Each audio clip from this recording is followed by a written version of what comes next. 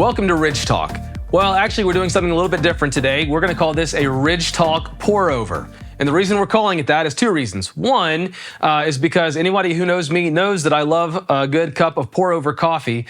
But also, I said something in my sermon on Sunday that I said, we don't have time to deal with that right now, and it's a little in the weeds, but I'm going to answer it on Ridge Talk. And so something poured over from the sermon into today. And so I'm going to do that. I'm going to address something I said in my message on Sunday while making a cup of pour over coffee. So we got our Jamaica Blue Mountain coffee grounds. We're going to put it in here, and then I'm going to start talking about it.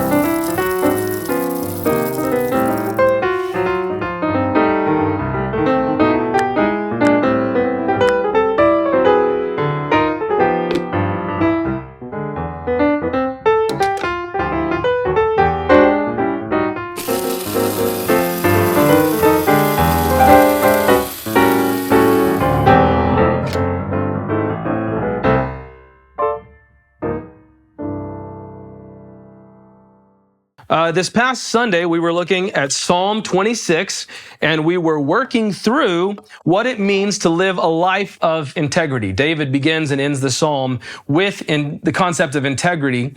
And so we talked about integrity. What does it look like what is integrity? What does it look like to live a life of integrity? And also, what are some practical ways that we can orient our lives in order to position ourselves to begin living a life of integrity? But right in the middle of the message, I gave a couple of hazards that we want to avoid. And one of those was a self-righteous integrity or a hyper-extended integrity. And the reason I call it that is that it's this idea that sometimes I think people can be so intentional and even radical in their pursuit of integrity that they actually end up going beyond the normal bounds of integrity and doing something that's unhealthy. They apply their pursuit of integrity in an unhealthy way. And so one of the things that I said that was potentially controversial in the message on Sunday was that the Bible never teaches us to avoid the appearance of evil. The Bible does not teach that Christians should avoid the appearance of evil. Now, if that makes you a little nervous to hear that, it's probably because you've read 1 Thessalonians chapter 5, verse 22. And it's that really is where the issue comes in when it comes to this self-righteous or hyperextended integrity. So here's where the issue is. It's a translation issue. If you look at the King James Version, and we're going to put that up on the screen for you, the King James Version of 1 Thessalonians 5:22 tells us to abstain from all appearance of evil. Now that seems pretty clear, doesn't it? We're supposed to abstain or remove ourselves from the appearance of evil. The problem with that interpretation or with that translation is that it can sound like Christians are supposed to avoid the perception of evil. Not evil itself, but the perception of evil. And the reality is that just isn't true. That's why virtually every modern translation of that verse does not say to avoid or abstain from the appearance of evil. It tells us, like the ESV tells us, to abstain from every form of evil. Now, again, this may sound like a distinction without a difference, but it's not. The King James Version would make it appear that what we have to do is avoid the perception of evil, the appearance of evil. So Christians who have taken that a certain way will go, oh, I don't even want to be associated or near something that looks like I could be doing something wrong. I'm just going to totally withdraw from that altogether. And ultimately, they end up withdrawing from people who desperately need to hear the gospel. It's not that we're supposed to avoid the appearance or the perception of evil. It's that we are supposed to avoid evil in all of its appearances. in every form that it takes. And now listen, you may think, well, that seems like a little much, Daniel. You're playing fast and loose with the text. But I assure you, I'm not playing fast and loose with the text. Again, all the modern translations, they don't say to avoid the appearance of evil. They say basically to avoid the every form of evil or evil in all of its appearances. And the way that I can know this, the way that I can check this is to look at what Jesus did.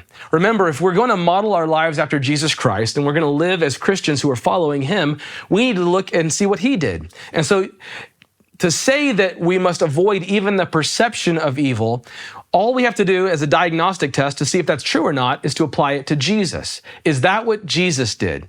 Did Jesus avoid the perception of evil? Well, of course, we know that isn't true. Jesus never avoided the perception of evil. In fact, he was often accused of sinning because he was dining with prostitutes, with tax collectors. Jesus was always in the company of sinners and reclining at table with them, enjoying a dinner with them. Something that the religious crowd would never be caught dead doing. They would never want to be caught in the same home as the person who is a known sinner because people might talk and people might think, oh, they're sinning because they are in the crowd of sinners. They're counted within the number of sinners. But that's not how Jesus did it. Jesus, now listen, he never sinned, but Jesus was always in the company of sinners, and he was inviting them into new life. He was inviting them into transformation through the gospel that he proclaimed. Jesus was a faithful presence with sinners. And so when we talk about what does it mean to live a life of integrity, part of what I said on Sunday is that there may be times in which you need to, for a season, separate yourself from people who are making it virtually impossible or very, very difficult for you to live a life of integrity. But if you are able to be in the presence of people who are doing bad things and that you're in the presence of evil, Scripture calls us to be a faithful presence in a world that is filled with sin, in a world that is filled with evil. And so if that's something you're able to do, and I would encourage you always to be in the company of strong believers who are also help you to stay accountable and to live a life of integrity. But we are never called to avoid the appearance of evil. We are never taught to avoid the perception of evil. We are taught to avoid evil in all of its forms and in all of its appearances.